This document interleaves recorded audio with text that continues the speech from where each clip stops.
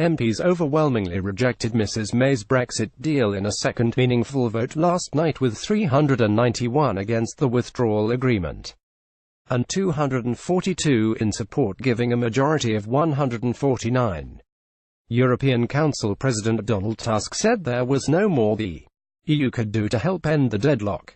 If there is a solution to the current impasse, it can only be found in London. Donald Tusk, a spokesman for Mr Tusk, said yesterday, "We regret the outcome of tonight's vote and are disappointed that the UK government has been unable to ensure a majority for the withdrawal agreement agreed by both parties in November. On the EU side, we have done all that is possible to reach an agreement.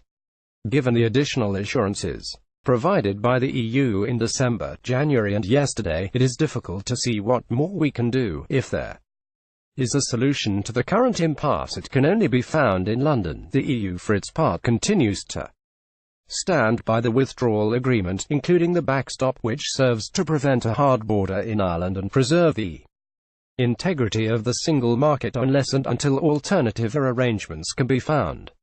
Donald Tusk and Michel Barnier have expressed their frustration at the Brexit vote. Image Getty. With only 17 days left to the 29th of March, today's vote has significantly increased the likelihood of a no-deal Brexit. We will continue our no-deal preparations and ensure that we will be ready if such a scenario arises. Should there be a UK reasoned request for an extension, the EU 27 will consider it and decide by unanimity. The EU 27 will expect a credible justification for a possible extension and its duration.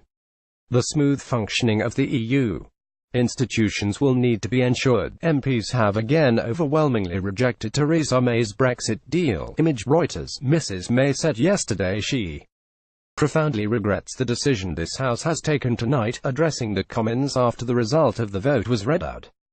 She said, "I continue to believe that by far the best outcome is the UK leaves the European Union in orderly fashion with a deal, and that the deal we have negotiated is the best and indeed only deal available." Mrs May said that the choices facing the UK were unenviable, but because of the rejection of her deal, they are choices that must be faced. She said, "This is an issue of grave importance for the future of our country. Just like the referendum, there are strongly held and equally legitimate views on both sides. For that reason, I can confirm that this will be a free vote on this side of the House." The Prime Minister said she had personally struggled with this choice, but the best way to leave was in an orderly way, with a deal.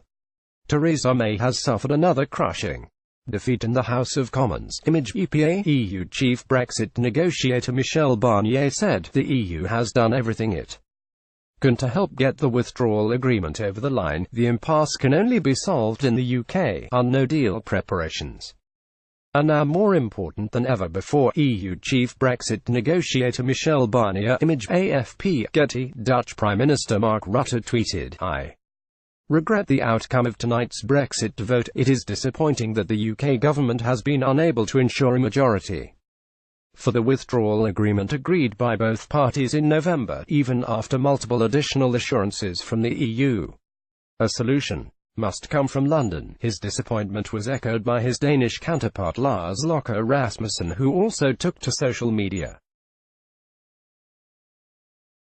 He tweeted, "Deeply saddened by the outcome of the Brexit vote this evening. Despite clear EU assurances on the backstop, we now face a chaotic no-deal Brexit scenario, and time is almost up.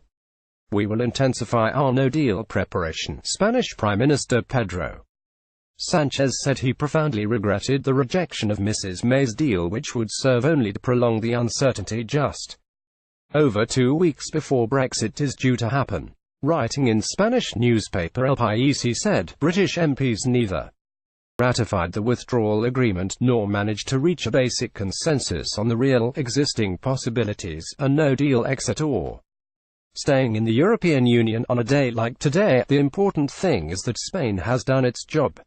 Spaniards are ready for any scenario, with or without a deal. The Spanish government's #1 priority has always been the same: offer rigor, certainty and security to this process, especially for citizens and economic actors, and to strengthen the foundations of our future relationship with a country to which we are bound by profound links of many different